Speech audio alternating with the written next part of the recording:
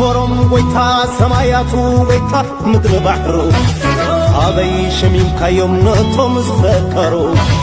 أحفرم سلام أكيد كابرهان زولعكا عدن صلاحتك أحفرم كم سلكا أحفرم لي من أكل بي أحفرم لي أبن حزبي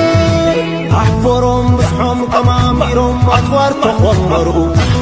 نسيل ومنيرو فطرتم زسعرو أحفرم موني تخالي لأختم يحزنو لكت سعرتهم وجو يكدنو محلى نيكت سانتا زعابيو سلكي الوفترت سيطان زيساسيو عمس مغنتهم لغيتنا ماتو سلام تغطاتلتي سول ميديا بزازلوكم وسلامكم يبزع حدك اسكنتس ارتراونات فورمانا تايدرس اندابلكو توم سابسكرايب زيبولكم سابسكرايب تقبروكم وغاب لايك جمهور انداتلابخو اتم لمان يقصل يزلو انت نحنا خم ارتراويان قن يترف لمينكمنا خيلمانكمنا المحجي بخبرات فهمتي اب حلوف تاريخ اب رئيسينا زغوركمو بتانكي بنابال بروكيت الله زبحال اصوارات مفتني اب لعل حزب ارترا مريتان بحران زغوركمو حجي ديالوج دو حجي مزررات دو غلا زبحال نغرات ايسرحني دلو اتلم ملمان يقصلي دلو انت نحنا كن اين سمعن اينا اذا زلاتا ايتوبيا كابت زلاتو نختوص نحنا إدنا نحوس يترف كابت زلاتو مليسا نقلقلت نغد كيدينا غنسرح تتاون سلام فولتو زلو حكي بتعامي زقرم إذا تريود لهم invitation ديالوج مس منقسي ارتراخ نقبر أزارونا أزاتينا قد زبلدلو دارقا قتالي زغا انتايو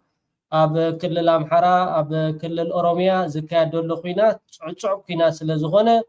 حجي زاتو دحزون دجبطون تفيو وسلازلو تريو مادلهم لعنو جنرالات نايسف على لي هاجرات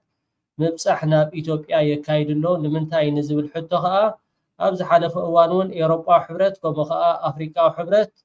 اخيبا كايدو ميروم بزعباتي مغزاتاو دوبات باوروبا سلستحصصت ناي هاجرات افريكا ابو ترير مرغصي وساني وسينو مالتي تا ኢትዮጵያ ንኸይትባታተን ማለት እዩ እንደሐዳ ተባታቲና ናይ ስደተኛ ኤሮጳ እሱ ስለደስገን ንሕና ኣብዚ ጉዳይ እዚ ዝግድሰና ይኮነን እጆን መንግስት ኣሜሪካውን ትሪእዎ ኣለኹም ኣብቲ ናይ መንግስት ኣሜሪካ ኢትዮጵያ ዘሎ ኣምባሳደሩ ገይሩ እቲ ናይ ፋኖ እቲ ናይ ኦላ ዝበሃል ምስ መንግስቲ ኢትዮጵያ ክራዳዳ ኣብ ዲያሎግ ወይ ከዓ ኣብዘ ተኻኣቱ ክኽእል ኣሎ ዝብል ነገራት ነቲ ናይ ውሽጣዊ ፀገማቶም ክፈትሑ ከም ዘለዎም መንግስቲ ኣሜሪካ እውን ይሕብር ኣሎ እቲ ኩናት ብጣዕሚ ዝሕዞን ድጭቡጦን ጠፊእዎ ኣሎ ብኸምኡ ሕጂ ምስ መንግስቲ ኤርትራ ዝብል ክሳብ ዝደልዎ ይሕንክስ ከም ዝበሃል ምስ መንግስቲ ኤርትራ ኣዛቲና እንዳተባሃለ ዝበሃል ዘሎ ዳርጋ ቀጻሊ እሞ ክቡራት ተኸታተልቲ እስከ ናብቲ ናይ ሎሚ መደብና ቅድሚ ምኻንና ኣብዚኣ ርእይቶኹምን ሓሳባትኩምን ሃቡ ብዙሓት ማሕበራዊ ሚድያታት ክዛረቡ ላሪአ ነይረ ማለት እዩ ብጣዕሚ ኣነ ርእይቶይን ሓሳባተይን ክህብ ንስኻትኩም ከዓ ርእይቶኹምን ሓሳባትኩምን ሃቡ እሞ ቀጻሊ እሞ ከዓ ተደጋጋሚ ኮይኑ ነው እንደحر داخليلكا وانا ذا channel اقدمك مسارحتها ወይ ካደቶም ከተማ خرصቡ ኮይን ይስማዓን ንስማዕ ያ በር ፋይፍ ዝፎቶ ኢለ መደባት ሰሪቅ ኣነ ናተይ ማለት በቃ ፋይፍ ካዝ ቆም አይኮነን ዝኸንዚና ነበር በር ኢና ገለ እዚ ሸብዳዳ አይ ዋጋናኒ حنينة كزروا تبويت بحر سبعي كام فلاتون حالا نقرسي اسكي ام حدار ابيوت بحفشه كبد شجر قاط ما كاي بفلاي ام حدار مو اسكي زغبر شجر نغرتيكم وانا حليفكم نو ما عسني راتكم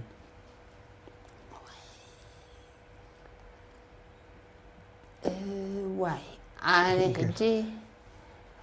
ዛ ናይ ዛ ወራራት ቡላትና ማለት ዛ ዝሓለፈት ወራርሲ 98 99 ኣብዚ ተሽማረድ ሕጂ ብስናይ ወያን ናይ ሎም 3 ዓመት ማለት እዩ ውይ እሳ ቆልዓ ባኔርና በጣም ከባድ ኣነ ድሓር ይሰሚዑ ብኡ ከምዛ ለ ኣውቲስታ እዩ ትቆልዓ ዝብለካ ናሆም እዩ ውይ شوف تتموت أنا موتكم كم يبلني እንታይ ትብል ኣላ እዛ ማለት ዋላ ሪካርድ ስለዝኾን ኣብ ላይፍ ስለዘይተመሓላልፎ ኣትሊስት ቁሩብተይስ ነቲ ካልእ ስድራ ቤት እንታይ ይስምዖ እዛ ኣደ የረዳእና እቲ ናታ ስምዒት እንታይ ኣትብለላ ልክዕ ከምቲ ሕዋትና ኣብቲ ናይ ዝነበረ ኩነታት ኣብኡስ ዘይተሳተፎ ስድራ የለን ማለት እዩ ደሃይ ዘይብሎምን ኣለው ኣብዚ ሕጂ እዋን እውን ከምዚታት ክመሓላለፍ ከማን ኣይግብኦን ጅንታይ ኣትብለላ ወደይ ኣብኡ ተሰዊኡ ማለት ሞይቲ ኣትብለላ ኣብኡ ተሰዊኡ ነይሩ ትኾን ኣብዚ ሕጂ ናብ ናይ ትግራይ ነፍሰይ መሰጥፋኹ ነይረ ኣትብለላ ምስ ሞትኩ ነይረ ትብላ እንታይ መልእኽቲ ወላዲት እዩ ልክዕ ወላዲት ወዳ ክጠፋ ኣይትደሊና ግን ምንታይ እቲ መልእኽቲ እንድሕር ዳይልና ብጣዕሚ ፅቡቅ መልእኽቲ ኣይኮነን እዚ ዝመሓላለፍ ዶ ነዚ ሕጂ ከተስተኻኽሎ ዋላ ክትቆርፆ ዋላ ክትዕርዮ እውን ትኽእል ነርካ ኣይደነው ተደጋጋሚ እቲ ናትካ ነገር ኣነ ክሪኦ ከለኹ ሓደ ግዜ ይደጋገም ኮይኑ ኑፊዕ ኢኻ ትሰርሕ ኢኻ ብዙሕ ነገራት ፅቡቅ ተቐርብ ኢኻ ግን ብዙሓት ነቶም ፀላእቲ ኣጀንዳ ኮይኖም ክዛረብሉ ርኢና ማለት እዩ ጂ ነፍሰይ መሰጥፋኹ ነይረ ትብለላ ክንደይ ማለት ኣይተነግሩን ኣለው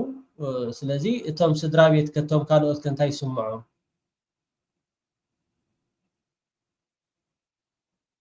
نغتل نسمع ريتهم من حساباتكم ناو ناس باج هذا بلا ياتيو ناتو اوتيستا خوينس اتي اغاطامي كابتي ناتو احدوس تسحيبو تفاريتو على دفاري نعم تفاري بعد وتدري حجي تحرسن اجي بقانقص فلطو غداي بلنا مهارن تيفلطنا ازيا ولا يفف عقزرا كلنا حمال يرنش ولا تاسكباديا اما ان زين فلطو سب حجي انت مسيلك انت خبر زغبرت تاسي كم سو جبتي هناك اتي ولا حتى كم سو انت ايش مبلنا كن زوم جلفافات بعد باقا دبله حزاتي شو هادي ممصيم كابتي تاشموسي حدث ماكينه مصيم اتنفع زبال اوتيست خبز جنبار زلو اوصيكم هابوم تبعي نهم على تبعيلو نهم يحزوم اتينا حجي بين قنقا مو مش بصوت تزقون سي ولا انت اي مقدسه انا تحت شكرنا مس محارو مس امسي انتي مخبلهم بقنقا يردهم بزعبا تاشمي فلطو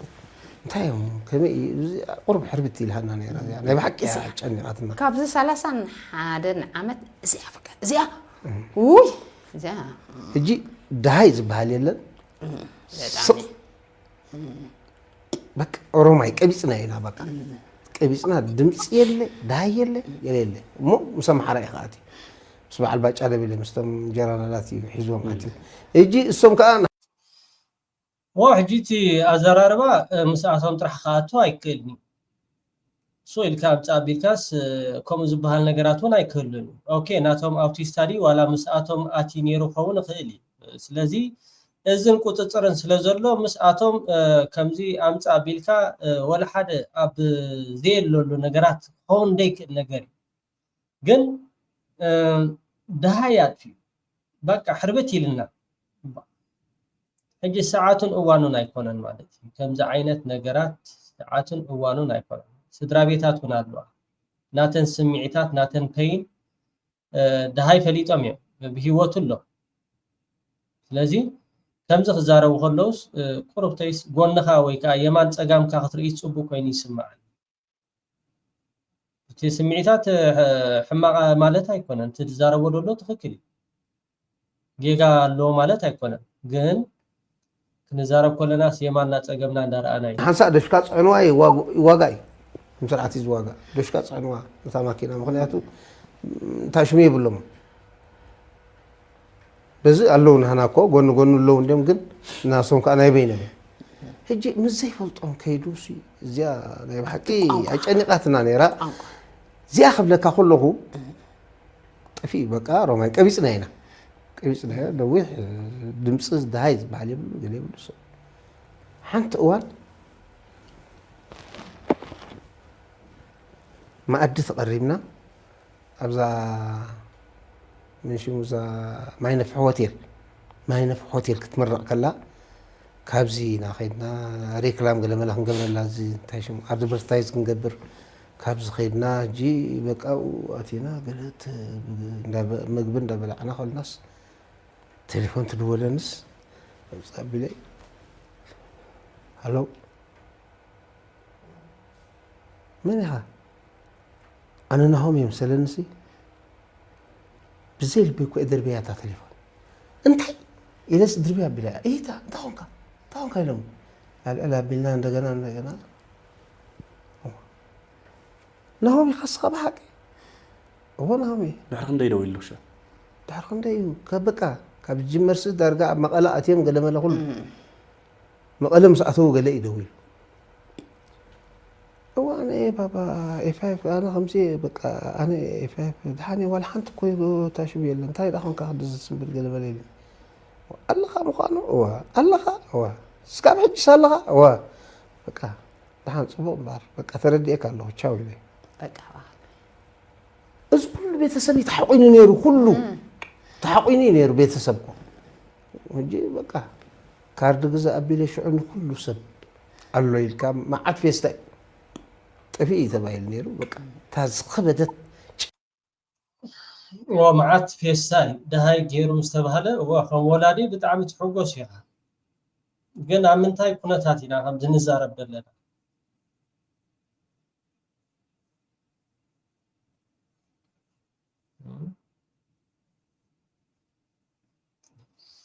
وبزحات كومنت ኣብዚ ፌስቡክ የረኺብያ ጋጣሚ ሰምዓ ሆን ነረ ድሓር ግን ብዙሓት ክዛረብሉ ገለሪአ ማለት ሰሚዐዮ ብጣዕሚ ንዓዩ ቁርተይ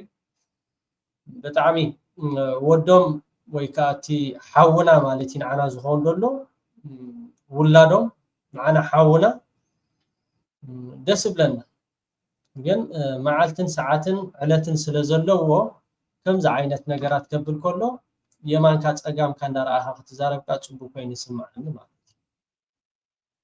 ስለዚህ ሄኖክ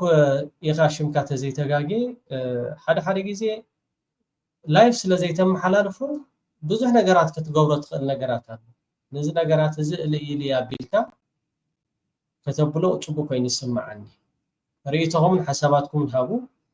በዞም ስድራ ቤት እዚኦም ከዓ ብጣዕሚ ብልብ የመስኩኖም አምላኽ ሓዳርኩም ይባርኽ ከምኡ ከዓ ፍረ ውላድኩም የርኢኹም ብጣዕሚ ጽቡቅ ስድራ መቕሉላት ስድራ ግን ያ እቶም ቪድዮ በከምዛ ዓይነት መልእኽቲ ተመሓላልፉስ ሓደ ግዜስ بحساب يدلينا خوي يسمع اجي بهيوت الله مس سمعنا نقولهم سترابي دويلا بقى انا حوس فيستا غيرنا يزبل ده هي دي كلهم كالله لمتى يجي زغلنا ነገራት جي معالتن ساعاتن الله نقول له جيزي له ازكو اب دحرتي منقار بدحري زغبر ነገራት ኮ ጽቡቅ ኮይ ከምዝን ኢልካ ህዛረብ ጽቡቅ ግን ቁርብተይ ታይም ጊዜ ክትሕሉ ጽቡቅ ኮይኑ ይስማዓኒ ናትኩም ርእይቶኩም ሓሳባትኩም ክሰምዕ ሃገራዊት ጋንታ ኤርትራ ማለት እዩ ብጣዕሚ ካብቲ ኣዝየ ዝፈትዎ ማለት እዩ ካብቶም ኣርካናት ተጋደልቲ ኮሚሽን ስፖርትን ባህልን ኤርትራ ዝኾነ ማለት እዩ ብዛዕባ ሃገራዊት ጋንታ ብሽክለታ ኤርትራ አህጉራዊ ማዕረፎ ነፈርቲ አስመራ አብዛአተወትሉ ኮሚሽነር ባህልን ስፖርትን አምባሳደር ዘመረ ተክለ ንኩሎም አባላታ ዕምባባ ድሕሪ ምቅባል ሃገራዊት ጋንታ ኤርትራ እቲ ትፅቢት ዝተገብረሉ ዓወት ሒዛ ምምፅኣን ዝተወጠነ ተልእኾ ምስመራን ንሃገርን ህዝብን ዓብ ፍናን ከም ዝኾነ ብምጥቃስ ተቃደምቲ ንዘርአይዎ ሓያል ኒሕን ናይ ዓወት መንፈስን ብስም ህዝብን መንግስትን ኤርትራ አመስጊኑ መጀመሪያ እንኳዕ ብድሓን ብሰላም ከምቲ ዝተበገስኩሞ ንሃገርኩም ተመለሱ ኩሉ እቲ ዝሓሰብናዮ ኩሉ እቲ ተልእኾ ዝገበርኩሞ ወይ ድማ ዝወሰድኩሞ ሚእቲ ካብ ሚእቲ ኣተርጉምኩሞ መፂእኩም ኣለኹ እዚ ምትርጓም እዚ ንህዝብን ንዓናን ማለት ንኩሉ ንሃገር ዝሃቦ ተስፋ ዝዕቀ እንተትኸውን ብገንዘብ ምናልባት ክንደይ ምኾነ ግን ብገንዘብ ዝዕቀን ኣይኮነን እቲ ሚዛኑ ከቢድ እዩ ግን ትቕበሎ ከዓ ከም ዘለዎ ስለዚ ኣምፂእኩሞ ዘለኹም ዓወት እቲ ትፅቢት ዝተገብረሉ እዩ ብሙሉእ ተኸነፋነውኩም ከለና ትብገሱ ከለኹም ንብሎ ዝነበርና ንሱ ከምቲ ዝድለ ከምቲ ዝግባእ ተሰሪሑ እቲ ትፅቢት ዝተገብረሉ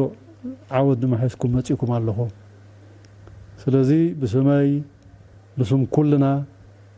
ኣብቲ ኮሚሽን ዘለና ብሃገር እውን እንተኾነ ምስጋና ከቕርበልኩም ዓብይ ሓጎስ ስምዓኒ ሓጎስ ንኩሉ ሂብኩም ኣለኹም ሓጎስ ንዓኻትኩም ሓጎስ ንስድራኹም እዩ እውን እቲ ክዕቀብ ኣለዎ ዝተባህለ ደረጃና ብዝበለፀ ደረጃ ከም ዝዕቀብ ጌርኩሞ ካብቲ ቅድሚ ሕጂ ዝነበረ ዝያዳ ክግበር ኣለዎ ዝተባህለ ከምኡ ፈፂምኩሞ ብደቂ ተባዕትዮን ብደቂ ኣንስትዮን በብሓደ እቲ ምስጋን ዝግባእ እዩ ብጠቕላላ ብሓፈሻ ግን ሓደ ነቶም መሪሖም ኢኹም ዝኸዱ ዝዓበየ ምስጋና ግብኦም ኣሰልጠንትኹም ዓብይ ምስጋና ግብኦም ንበዓል ሙሴ ካልኦቱን ኩሉ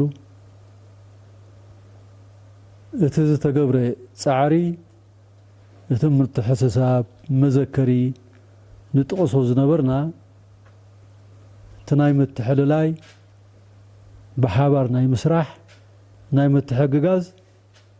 ብግብሪ ኣርኢኹሞ ኣብቲ ባይታ እቲ መግለፂ ዝወሃብ ዝነበረ ብዝከታተልዎ ዝነበሩ ጋዜጠኛታት ብቴሌቪዥን ዝቃላሕ ዝነበረ ብሓቂ ዘገርም እዩ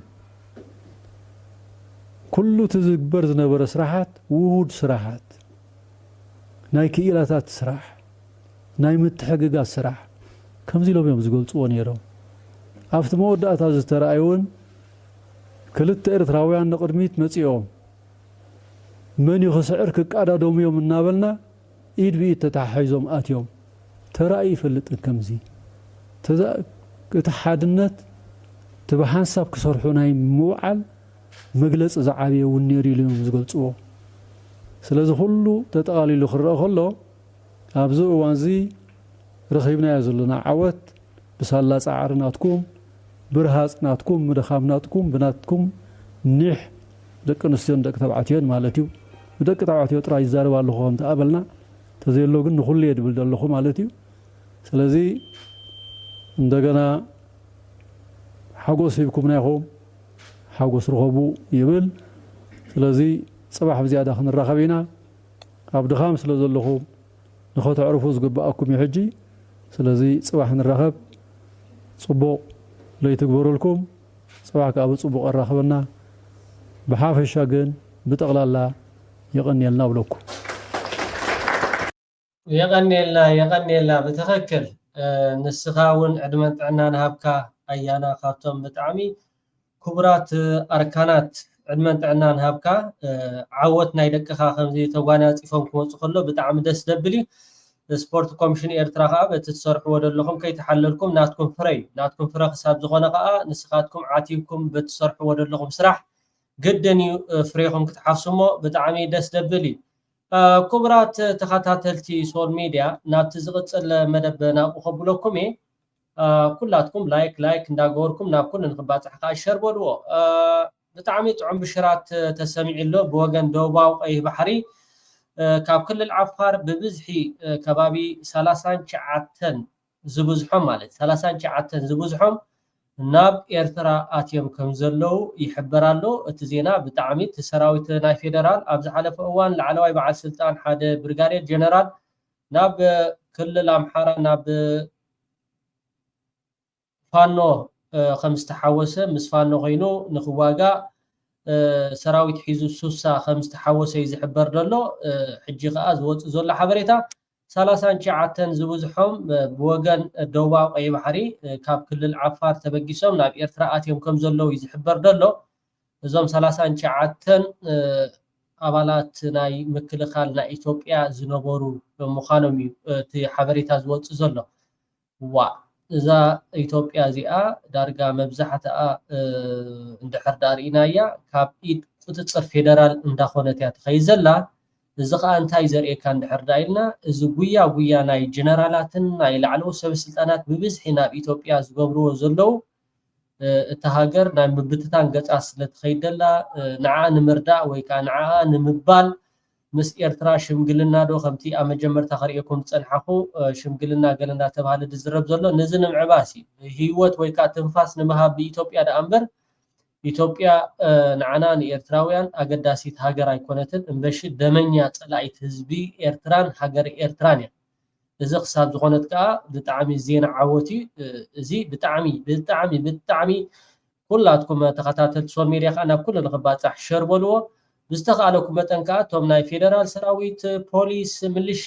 ዘለኹም ብቐረባ ናብ ክልል ትግራይ ትዳወቡ ናብ ትግራይ ክትኣቱ ብወገን ኤርትራ ዘለኹም ከዓ ናብ ኤርትራ ክትኣቱ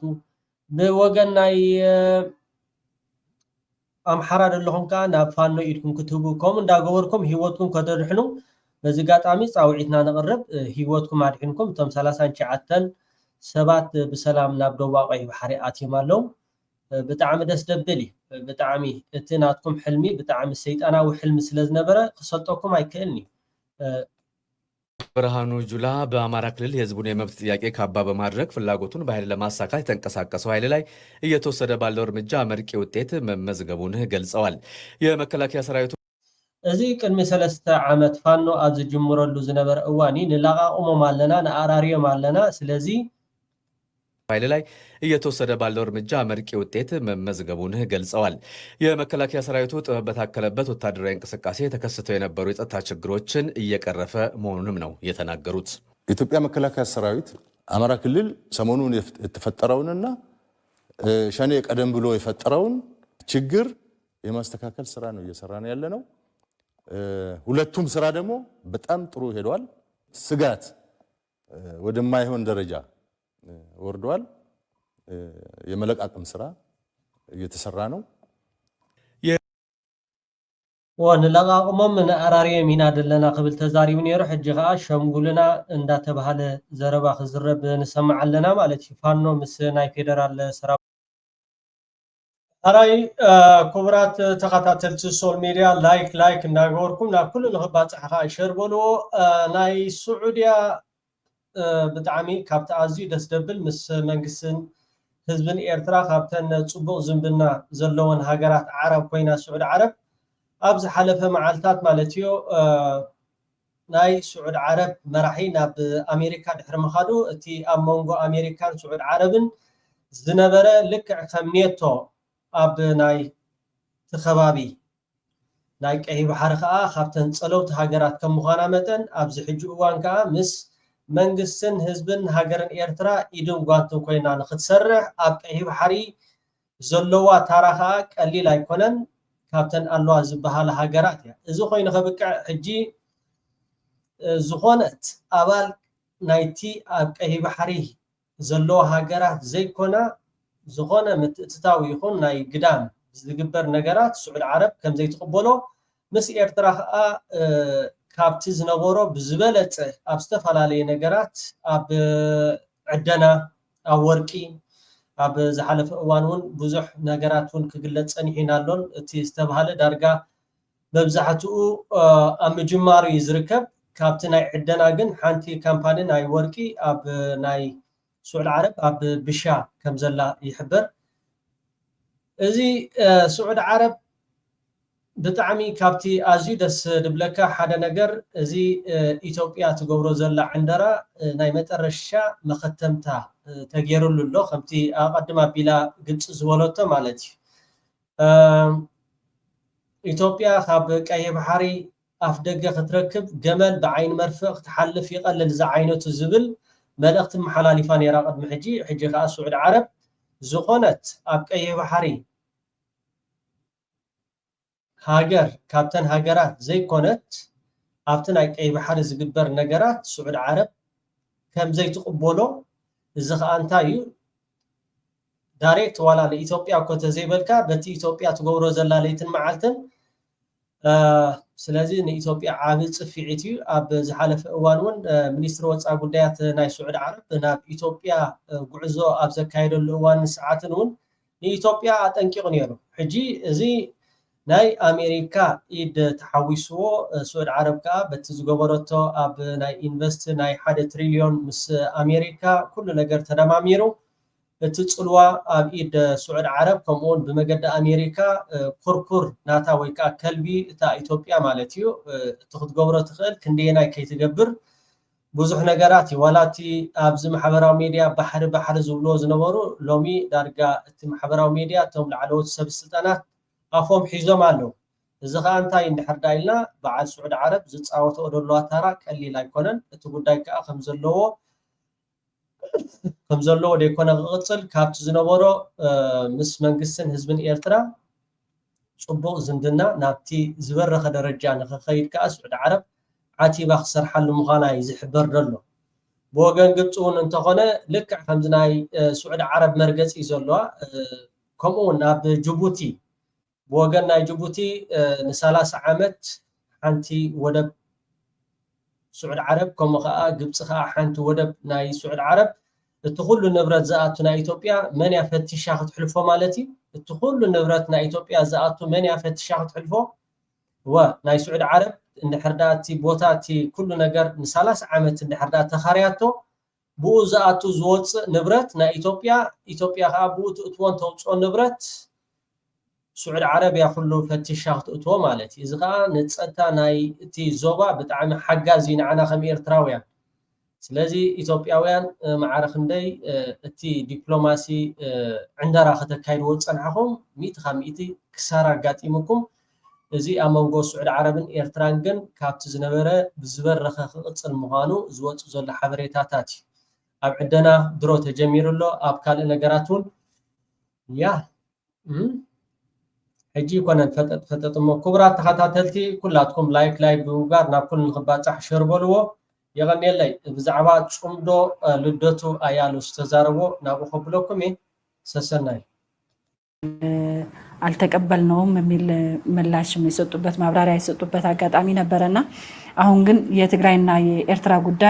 ጉዳያችን በሰላም እንፈታለን የሚል አማራጭ እንደተወሰደ እንደዚሁም ደግሞ ህዝብ ለህዝብ ግንኙነቶችም እንደተጀመሩ ያው ያየን ነው። ይህን ጉዳይ እንዴት ታያዋለህ? ማለት ትግራይ ከኤርትራ ጋር ያለኝን ጉዳይ በሰላማዊ መንገድ ፈታዋለሁ ብላ አማራጭ በመውሰዷ ማለት በፌደራል መንግስት በኩል ለምንድን ነው እንደ ክሴታ የሚቀርብበት? እንደዚሁ ፌደራል መንግስት ቦርደሩ የመጠበቅ ግዴታ የነበረበት እሱ ነው። ሆኖም ግን ሰራዊቱ ጠቅልሎ ካስወጣ ረጅም ጊዜ ሆኖታልና ከዚህ ጋር ተያይዞ ትግራይ የወሰደችውን አማራጭ ልክ ነው የሚሉ አሉ። ይህን ጉዳይ እንዴት ትመለከተዋለህ የሚል ጥያቄ ላቅርብልህ። ቅድምም አንድ ነገር አንስተሽ ነበረ ከአማራ ኃይሎች ጋር የትግራይ ኃይሎች ይገናኛሉ የሚል አባባል ይቀርባል። እሱንስ ይመስልሃል ወይ ብለሽ ያነሳሽው ጥያቄ ነበረ። ሆን ብዬ ያለፍኩት አይደለም ዘንግቼው ነውና አሁን ካነሳሽው ጋር ማብሮ ስለሚሄድ አያይዤ ለየው ብዬ ነው። የትግራይ ኃይሎች ከአማራ ኃይሎች ጋር ግንኙነት እየፈጠሩ ነው የሚል ክስ በፌደራል መንግስት በኩል ሲቀርብ ሰማለሁ። እኔ በተጨባጭ ይሄ ስለመሆኑ መረጃ የለኝም። መረጃ ባይኖረኝም ግን አይሆንም ልላችሁ ሊሆን ይችላል ብዬ አምናለሁ። ማንኛውም ኢትዮጵያ ውስጥ ያለ ኃይል አጌንስት የፌደራል መንግስቱ ተባብሬ ልቁም አይልም ብዬ ልከራከራቸው። ምክንያቱም በስልጣን ላይ ያለው አገዛዝ ሁሉንም በጋራም በተናጠል አሸንፌ ስልጣኔን አራዝማለሁ ብሎ ያመነ አካል የሁሉም ጠላት ሆኖ የቆመ አገዛዝ። በዚህ ሁኔታ አገር ውስጥ ያሉ የፖለቲካ ኃይሎች አይተባበሩም ብዬ ልገምታቸው። ገምት ካልሽኝ ወደ ትብብር ይሄዳሉ የሚል ግምት ነው ያለኝ። ግን የተጨበጠ መረጃ የለኝም በዛ ረገድ። እኔም እንደማንኛውም ሰው የሚባለውን ነው የምሰማው ማለት ነው። ከኤርትራም ጋር በተመሳሳይ ሁኔታ የኤርትራ መንግስትና የትግራይ ኃይሎች አንድ ላይ እየቆሙ ነው፣ አንድ ላይ እያሴሩ ነው። ፌደራል መንግስቱን በጋራ ሆነው ለመውጋት እየተስማሙ ነው ይባላል። አሁንም ተጨባጭ መረጃ የለኝም። ተጨባጭ መረጃ የለኝም ሳይሆን ከሻዕቢያም ጋር ተባብረው የኢትዮጵያን ችግር እፈታለሁ ብሎ ማሰብ ወይም የትግራይን ችግር እፈታለሁ ብሎ ማሰብ ትክክል ነው ብዬ አላምንም። እምነቴ ይሄ ሆኖ ግን በትግራይ ኃይሎችና በኤርትራ መንግስትም በኩል ግንኙነት አይፈጠርም ብዬ አልደመድምም። ምን ትገምታለህ ካልሽ ሊፈጥሩ ይችላሉ። ለምን ፌደራል መንግስት የትግራይ ኃይሎችን ካላጠፋው እንቅልፍ አልተኛም ብሎ ወስኗል በአንድ በኩል። በሌላ በኩል ደግሞ የባህር ጥያቄ ያለ ቦታውና ያለ ጊዜው አንስቶ በኤርትራ ላይ ጦርነት የማወጅ ስራ እየሰራ ነው፣ የማስፈራራት ስራ እየሰራ ነው። እንዲህ አይነት ፖለቲካዊ ሁኔታ ሲፈጠር እነዚህ ሁለት ኃይሎች ትብብር አያስቡም ልል አልችልም። ገፊ ምክንያት አለ ወደዛ እንዲሄዱ የሚያደርግ ያ ግንኙነት ያ ስምምነት በኔ በኩል ማለት ነው። በቂ መረጃም ባይኖረኝ ባላቅ በዛ ደረጃ የሚደረግ ትብብር ለትግራይም ለኢትዮጵያም ይጠቅማል የሚል እምነት ባይኖረኝ ትብብሩ ግን አይኖርም ብዬ ልል አልችልም። እንዳውም ገምት ካልሽ